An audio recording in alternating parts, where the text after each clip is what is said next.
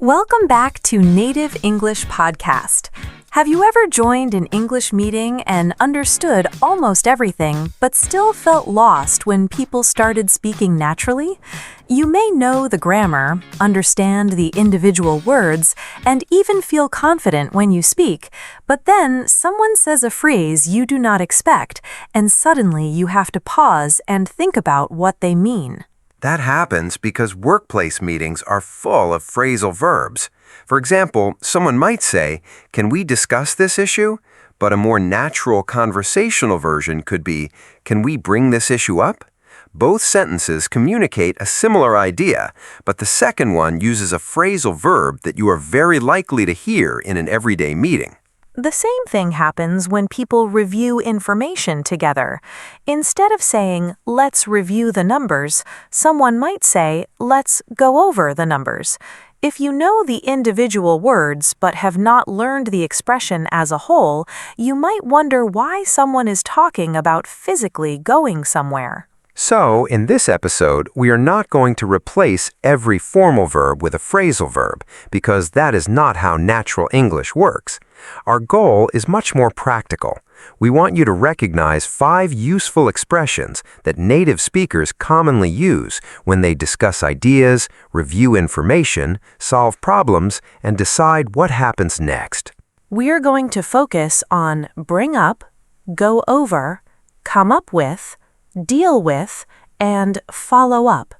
Each one has a specific role in a meeting, and once you understand that role, you will be able to use the expressions with much more confidence. By the end of this episode, you will not only understand what these phrasal verbs mean, but you will also know how to use them naturally in team discussions, presentations, online meetings, and everyday professional conversations.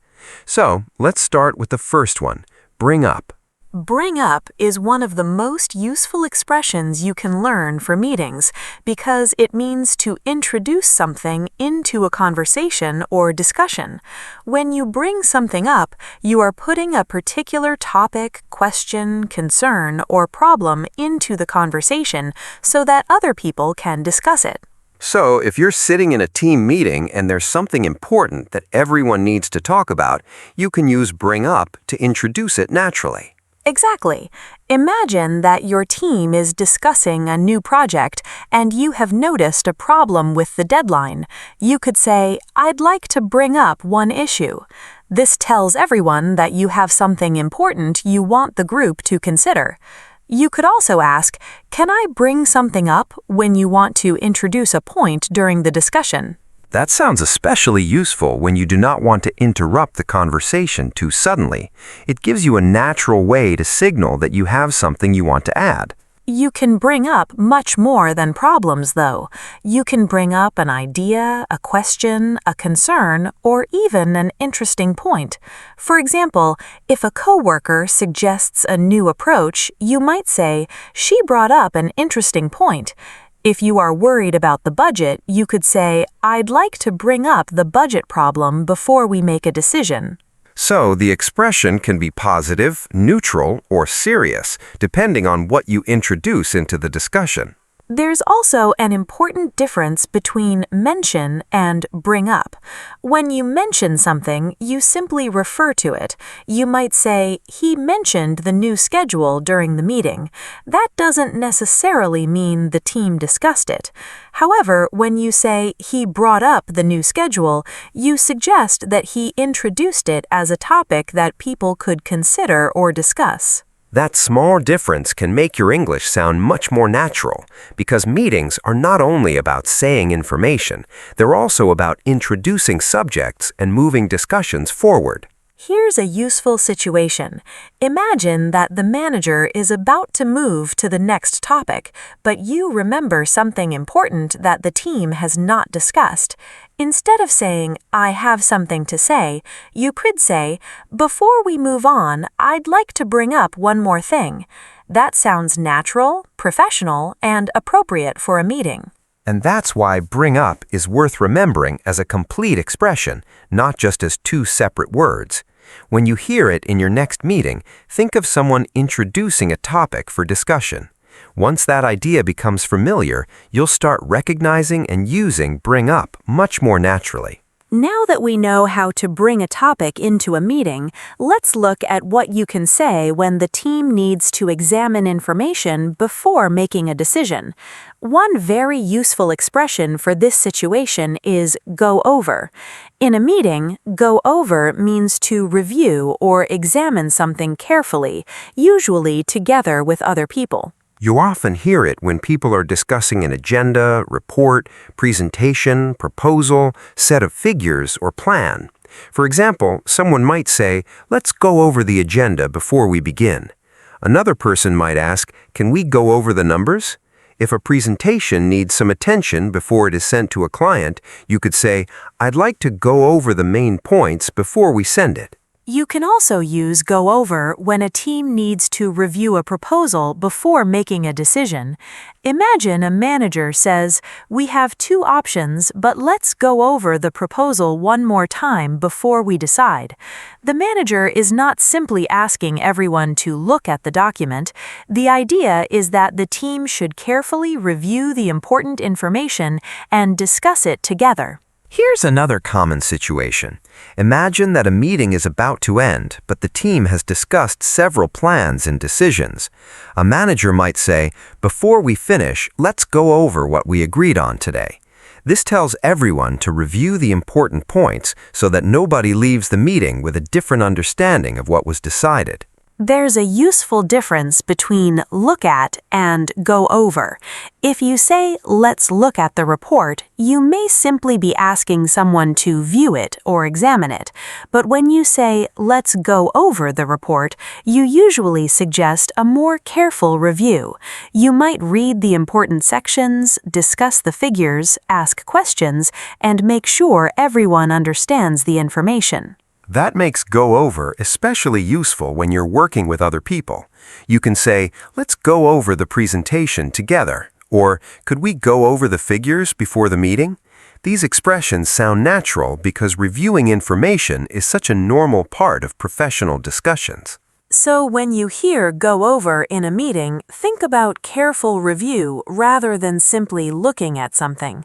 It's a simple expression, but it can make your workplace English sound much more natural. A sentence worth remembering is, "Before we make a decision, let's go over the details one more time." And once you become comfortable with that expression, you can use it whenever a team needs to review information, clarify details, or make sure everyone is working with the same understanding. Now that we know how to introduce a topic and review the details, let's move to a phrasal verb that becomes especially useful when a meeting turns into a brainstorming session. When a meeting moves from reviewing information to finding solutions, another phrasal verb becomes extremely useful, come up with. It means to think of, develop, or produce an idea, plan, or solution. You will hear it often when people are brainstorming or trying to decide what they should do next. For example, imagine a team is trying to reduce its monthly expenses. Someone might say, "We need to come up with a better solution." Another person could ask, "Has anyone come up with any ideas?" In both cases, the speakers are asking for new possibilities that the team can consider. You can use come up with for many things in a meeting. You can come up with an idea, a suggestion, a plan, a strategy, or a solution. For example, you might say, "She came up with a great suggestion," when someone presents an idea that could help the team. Or you could say, "Let's come up with a plan before we contact the client." Let's imagine a short brainstorming discussion. A manager says, "We need to reduce costs without affecting the quality of our service." A team member responds, "Let's come up with a few options before we decide." The expression works naturally here because the team is being asked to develop several possible solutions rather than immediately choose one. You might be wondering why we cannot simply use think of. You certainly can. There's a small difference in how the two expressions are commonly used. Think of often focuses on having an idea in your mind. For example, "I just thought of an idea." Come up with often focuses more on developing or producing an idea, answer, plan, or solution that you can present to other people. That is why you might hear someone say, "Can you come up with a solution?" during a meeting. The person's not simply asking you to remember something. They're asking you to develop an answer to a particular problem. You could also say, "We need to come up with a strategy for the next quarter." There's an important difference between deal with and solve that can help you use this expression more naturally. If you solve a problem, you find an answer that removes the problem. When you deal with a problem, you handle it or manage it, but you may not have completely solved it yet. For example, "We're dealing with a delay" tells us that the team is taking action about the delay. It does not necessarily mean the delay has been fixed. Well explained, Mia. Now we have brought up a topic, gone over information, come up with possible solutions, and learned how to deal with problems. There's one final step that often happens after the meeting, and our last phrasal verb will help you talk about it naturally. Once the meeting ends, the discussion may be finished, but there is often still something that needs to happen. That's where our final phrasal verb, follow up, becomes useful. Follow up means taking additional action after a meeting, conversation, request, or decision. For example, if you promise to contact a client after the meeting, you could say, "I'll follow up with the client." If someone asks you to check a particular issue, you might say, "I'll follow up on that." You can also say, "I'll follow up after the meeting," when you plan to take action once the discussion is over. There's a simple difference between follow up with someone and follow up on something. We use follow up with when we are talking about the person we will contact, such as "I'll follow up with the manager." We use follow up on when we are talking about the subject or task, such as "I'll follow up on the proposal." So when a meeting creates an action point, a request, or an unanswered question, follow up is the expression to remember. It connects what happened in the meeting with what you do next, and that makes it one of the most useful expressions for professional communication. Now that we have covered all 5 phrasal verbs, let's quickly test what you remember. Imagine you're in a meeting and you want to introduce an important concern before the team makes a decision. You could say, "I'd like to bring up one issue before we continue." Now imagine your manager wants everyone to review a proposal carefully. You could say, "Let's go over the proposal before we make a decision." Your team also needs some fresh ideas to solve a problem. In that situation, you could say, "Let's come up with a few possible solutions." If there's an urgent customer complaint that needs attention, you could say, "We need to deal with this complaint first."